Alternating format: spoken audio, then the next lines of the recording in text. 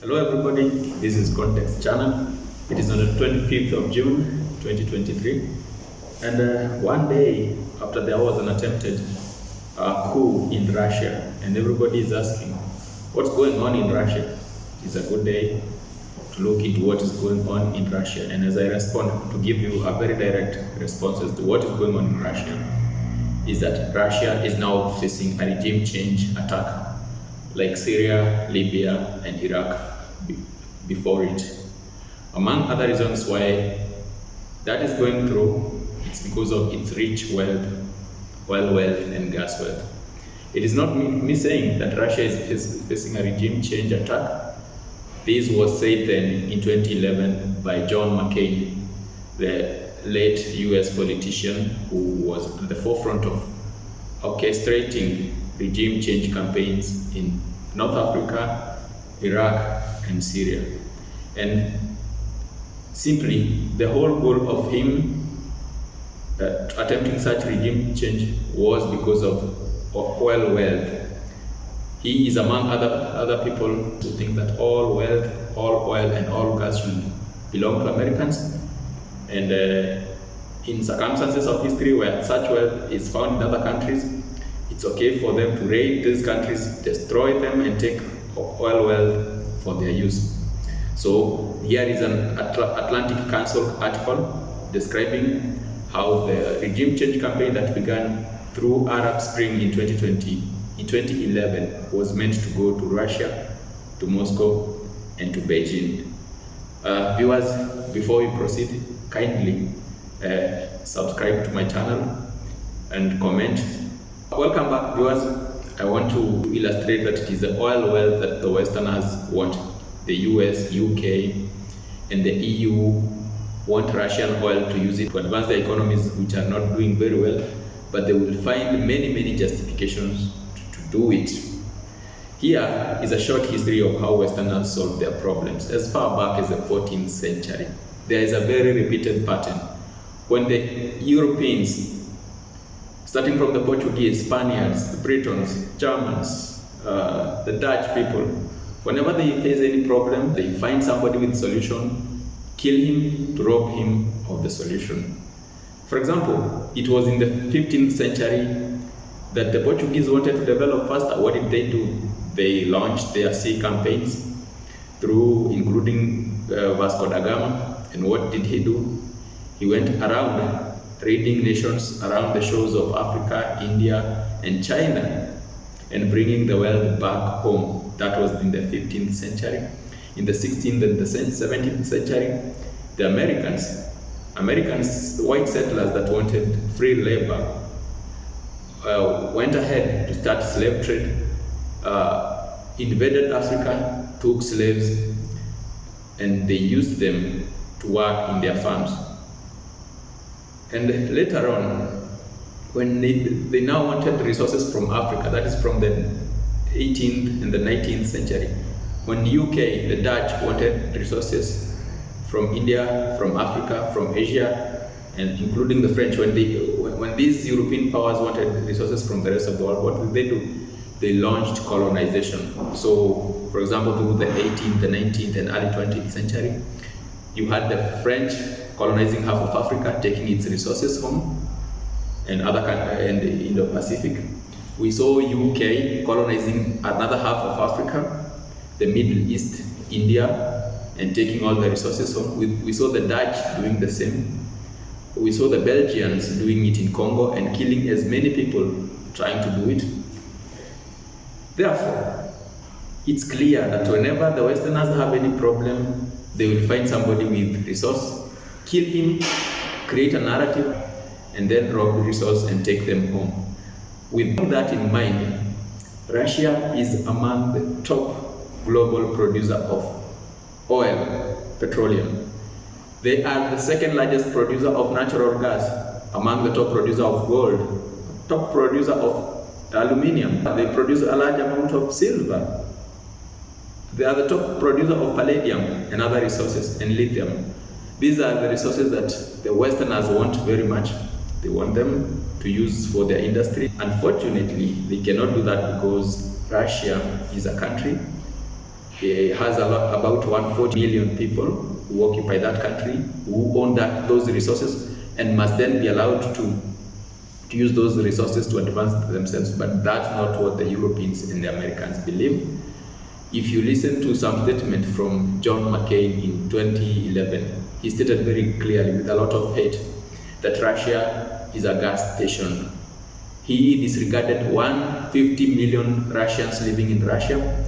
He disregarded them. The US regime will be very happy to eliminate all of them and take the gas from that gas station. Knowing that in mind, there are a lot of policy papers, including the RAND Corporation report for 2019 here. I will show you, in which the US states its goal primarily to overextend, to stretch, destabilize Russia in their internal policy paper. But outside, what the white men do when they want to steal the resources, they will create a justification. They will create a justification, for example, say that you are not a human, you are an underclass who don't deserve anything. There's this documentary from RT that shows very well that Western Europeans, the French, the Americans, and the Britons, to them, they created a narrative of how they don't believe that Africans and Asians are people. Therefore, through this, they gave themselves the freedom to kill, rape these people to advance their interests. On the other hand, we had the Germans through Nazism, who created justification of how the Poles, the Slavs, and Jews are not people, creating a justification as to why the Germans would kill and take resources and territory from their aforementioned people. So, for this reason, among the justifications that the white man creates to invade and destroy countries is that they are ruled by dictators. For example, we remember what they say. They say that Gaddafi was a dictator and killed him. And Gaddafi had implemented a very solid housing plan, housing all his population, providing healthcare to all his population, something that even the Americans themselves are unable to do. But to tarnish his name, they say he was a dictator and deposed him. And those are some of the things, if you had the Western media coverage of President Putin, they will repeatedly say he is a dictator. You wonder how is it their problem? Because he's the president of Russia, not the president of the West. So it should be upon the Russian people to do what they want, to choose who they want, and not to be guided by the Westerners. However, to illustrate very clearly that this has been a regime change campaign, the British media has been awash with how the Russian people will rise up because the Russian economy is collapsing. It has been awash with news, quote-unquote news, of how the Russian people will rise up. We were told that even some generals would betray Putin, would kill him, stab him in the back. The goal is to make it appear like it is in the interest of the Russians to kill their president, while the goal is always the Westerners behind it. We have seen it before in the Arab Spring. For instance, during the Arab Spring, there was a rebel group, a terrorist group that took power. They claimed to be the real representative of the Libyan people, set up some government somewhere, and the Western nations quickly rushed to recognize that government and invaded the country under that pretext. I would like to call your attention to one thing, very interesting thing, that government that we were told is the legitimate, is more democratic than the government. That government has not been able to unify the whole country. It has not been able to manage the country. It has not been able to achieve development that Gaddafi did. That tells you one thing. It was an unpopular group made of greedy people inspired by the West, that was funded by the West to just destroy the country. After destroying the country, after Gaddafi was deposed, you never hear about the democracy issue there, human rights issue. Now people there, some live like animals. Housing is not guaranteed, food is not guaranteed like it was under Gaddafi. Education is not guaranteed, healthcare is not guaranteed, and we have open slave market. But Americans will not say that because they say they got what they wanted. Americans, Britons, French will not say anything because they got what they wanted. Their goal was resources, They only use useful idiots to achieve their goals, and after that they don't care about the rest of the population who now rot in poverty and slavery. So, note something: invasion of Libya, Syria, and Iraq during the so-called Arab Spring. It was just after the West had undergone global financial crisis. That means they were broke, the economies were not doing well, and again, as I said earlier, the Westerners, when they have a problem, they'll find somebody to steal from. Okay? So, in that time, countries they found vulnerable enough to steal from were Iraq, Libya, and Syria. And looking forward, there's this CNN article which admit very well in hindsight how the Iraqi war, destruction of that country, condemning of millions of people to poverty and disease was caused by oil interest. Here in this article you can see. So if you think, if the CNN admits that destruction of Iraq was caused by oil interest, then I want to tell you here that Russia has tens to hundreds more oil than Iraq had. That means there's even much more justification to invade and destroy Russia than it was to destroy Iraq 10 years ago. Destroying Russia and taking hold of its resources is the only hope for the Americans, the Europeans, and the Britons to revive their economies, which are now in recession. For example, note, here is a Guardian article stating very clearly that Eurozone is in recession. So that means that the economies are contracting. What do you do when economies are contracting? Jobs are reducing. You know, you have fewer jobs, you have fewer incomes. You have fewer jobs, lower incomes amidst inflation. That means you find somewhere to revive the economy. But for Westerners, as I said, they always find somebody to steal from. And here is a Reuters article showing that the UK economy is teetering around recession. It's almost in a recession, and they are trying to steer it away. So amidst that economic stagnation, it doesn't require a genius to know that these people are looking for an economic turnaround strategy. And here again is France 24 article showing that the US economy is facing 8.6 inflation, which is the highest level in 40 years. And let me tell you something, they have been trying to hide this inflation, to rearrange numbers, to reconstitute consumer price index, to hide this inflation. When you see them admitting that inflation is 8.6%, trust me, things are worse there. Economy could well, the inflation could well be above 50%. With that inflation, again, there's reduced jobs, reduced incomes, and then people will start questioning, people will start asking for what is the government doing? And again, there's this encampment of homeless people in US. Homeless people have no homes, so the economy is not doing very well. And here is a Washington Post article that shows that Biden's effort to resolve inflation made everything worse. So Biden tried to resolve inflation by implementing cash transfers, giving people money. And in a systemically broken economy, you don't give people cash to reduce inflation. If you do that, you increase inflation. Okay? But again, as I said, the Westerners, whenever they are in a problem, they don't find solution. They find somebody to steal from. Okay? With this economic collapse, Westerners are looking for a way out. And the goal is either to steal Russia's immense resources or control China's immense industrial power. This is not easy. They know this is not going to be easy.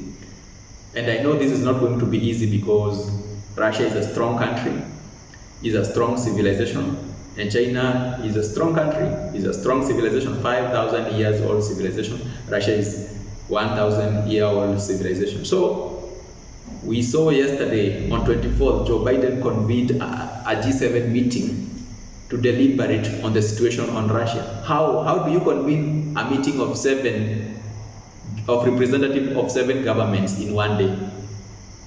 It's not possible. It makes no sense. If Joe Biden convened this meeting yesterday to discuss the situation in Russia, it means they had planned everything before. So Joe Biden, who cannot stand without falling, who keeps falling and dozing off in public, had spared time prior to prepare for a meeting. That means they were in talks with Prigozhin to attempt a coup. And note again something here, that even the EU has stated that the next meeting will be meant at deliberating the situation that occurred in Russia yesterday. What does that tell you? Imagine EU, considering that the Eurozone is in recession, you will think that the EU meeting will talk about resolving this recession. But as I said, when Westerners are in problem, they find somebody to steal from. So therefore, they stated that the next meeting will be discussing Russia, so we can see Russia is at the center of their economic turnaround strategy. Okay? So taking hold of Russia's resources is at the center of EU's economic turnaround strategy. Will that be easy? Not really. Russians remember the collapse of USSR under traitors like Gorbachev and others who sold out a good country instead of democratizing it. There was collapse, economic collapse, incomes reduced, industrial output reduced. Countries' wealth was sold for the cheap to oligarchs, and the money was taken to London. So Westerners again enriched themselves with Russian wealth. At home in Russia, there were economic problems. People were hungry. Alcoholism rose. Domestic problems increased. Crime, theft, and people.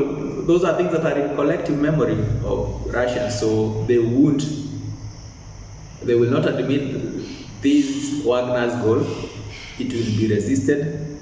And if you remember very well, it has already been resolved without even a drop of bloodshed. So these people are smart. They are smart. In the whole day, if like we are told, the Russian people think that Putin is a dictator, they should have voiced the support of Wagner. What did we see? All the governors, the governor of Moscow, St. Petersburg, Rostov-on-Don, Voronezh, and other regions, all voiced support for Putin. Everybody else voiced support for President Putin. And Putin, being a genius he is, advised his military first to not engage with Wagner, the Wagner people who just wanted to see war on streets to achieve what they wanted. And even amidst that, confidence in Putin was illustrated, that people still continued supporting him, and now he has preserved the lives of his people because he's a good leader. So, as Westerners, as I said, they live by lying and relieving people of their resources. This is not going to be easy. Russians are a 1,000-old civilization. They will manage their problem in ways that we cannot imagine.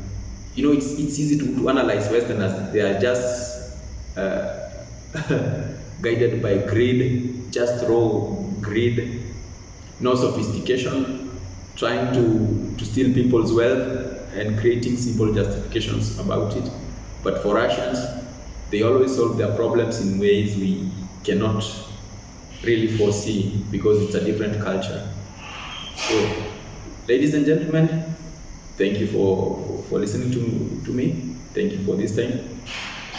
And if you like this kind of content, like and subscribe, and think about sharing with your friends. And have a good evening.